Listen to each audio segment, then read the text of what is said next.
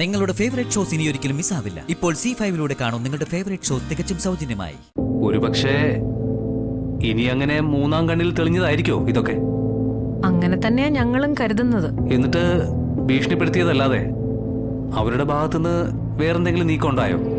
ഉണ്ടായി, പക്ഷേ അതവളുടെ നേരിട്ടുള്ള നീക്കം ആയിരുന്നില്ല. പിന്നെ വിശാല് പാർവതിയെ തട്ടിക്കൊണ്ടു പോയതിന്റെ പേരിൽ പോലീസിൽ ഒരു കംപ്ലൈന്റ് കൊടുത്തു.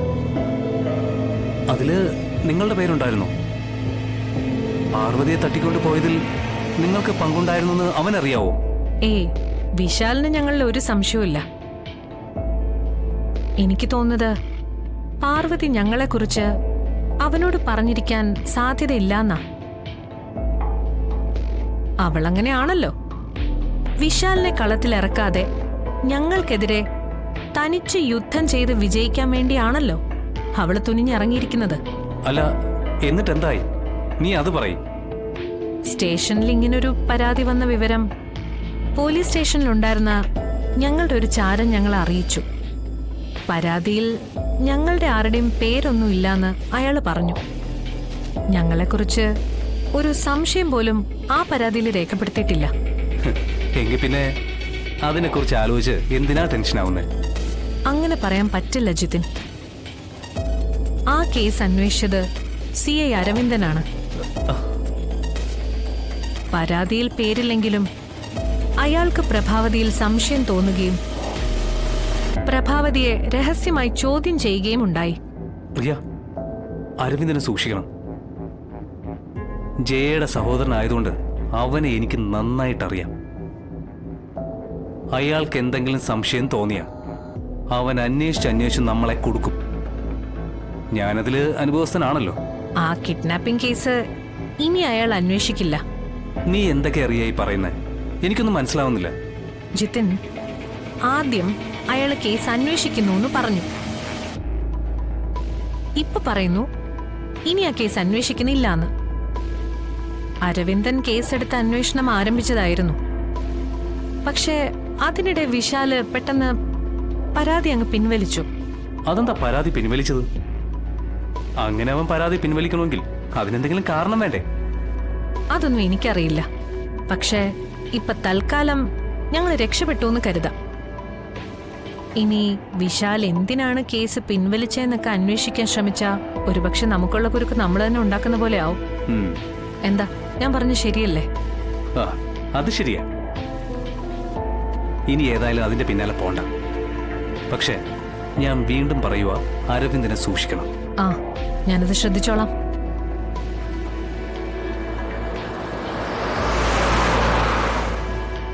അല്ല, എന്തായി നമ്മുടെ കാര്യങ്ങൾ?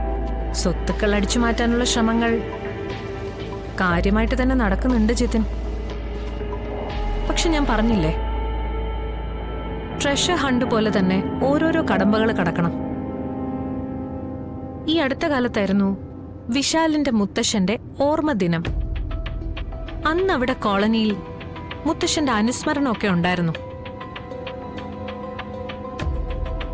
അന്ന് അവിടെ ഒരു പെൺകുട്ടിക്ക് ദേവിയുടെ അനുഗ്രഹം ഉണ്ടായതുപോലെ തുള്ളി ഉറഞ്ഞ് ചില പ്രവചനങ്ങളൊക്കെ നടത്തി. എന്ത് പ്രവചനം? ദുർഗാഷ്ടമി ദിനത്തിൽ വിശാലിന് എന്തോ വലിയ സമ്മാനം കിട്ടാൻ പോവാണെന്ന്. അത് മാത്രമല്ല, അവന്റെ മനസ്സിലുള്ള എല്ലാ ചോദ്യങ്ങൾക്കും ഉത്തരവും കിട്ടുമെന്ന്. സമ്മാനോ? എന്ത് സമ്മാനം? അത് തന്നെയാ ഞങ്ങളും ആലോചിക്കുന്നത്. പ്രിയ, എന്ത് സമ്മാനമാണെങ്കിലും അത് നമുക്ക് തട്ടിയെടുക്കണം. ആ സമ്മാനം തട്ടിയെടുക്കാനുള്ള തത്രപ്പാടില്ല പ്രഭാവതി ആന്റി. കിട്ടുന്നത് മുഴുവനും അവർക്ക് വേണോ അല്ലേ? പ്രിയ, അവർക്ക് സമ്മാനം കിട്ടാനുള്ള ഇടയുണ്ടാക്കരുത്. ഞാൻ അതിന് അവരെ അനുവദിക്കുന്ന ജിത്തിന് തോന്നുന്നുണ്ടോ? ഒരിക്കലും ആ സമ്മാനം അവർക്ക് കിട്ടാൻ പോകുന്നില്ല. അത് നമുക്ക് തന്നെ കിട്ടും. അതും കൂടി കിട്ടിയ അത് നമുക്കൊരു ബോണസ് അല്ലേ റിയ? തീർച്ചയായും. അല്ല റിയ, ഇതെല്ലാം കൂടി എന്നും നമ്മുടെ കയ്യിൽ വന്ന് ചേരും.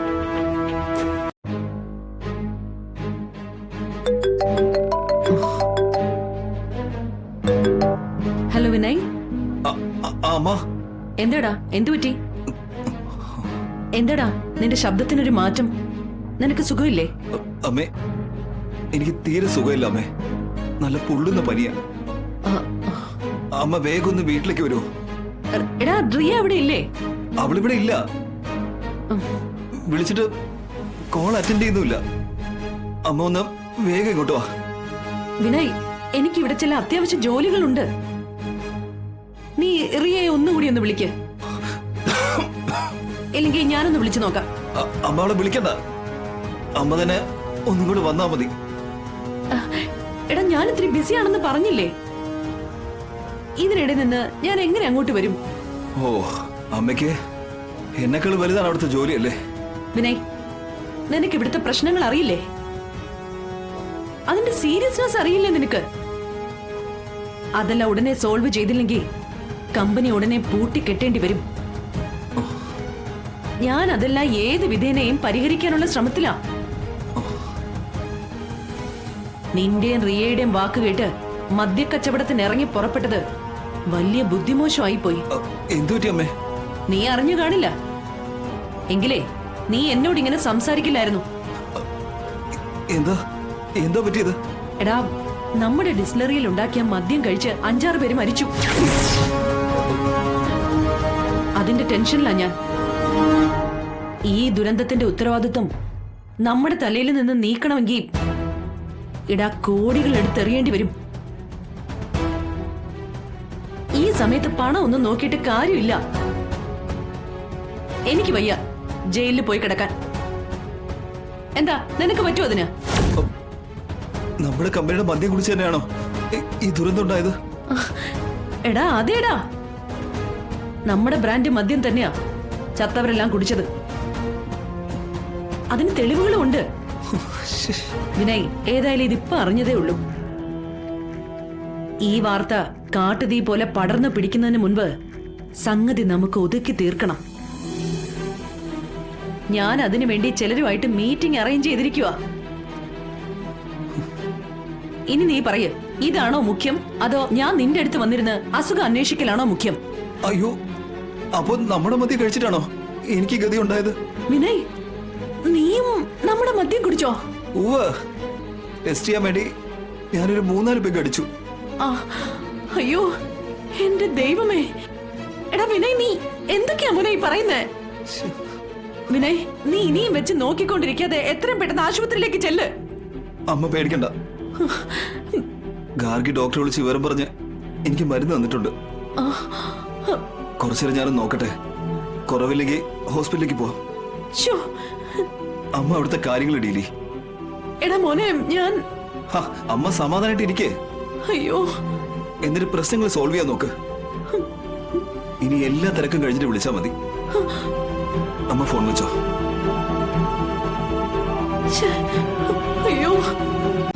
ഡൗൺലോഡ് ചെയ്യൂ C5 ആപ്പ്. കാണൂ എല്ലാ എപ്പിസോഡുകളും സൗജന്യമായി.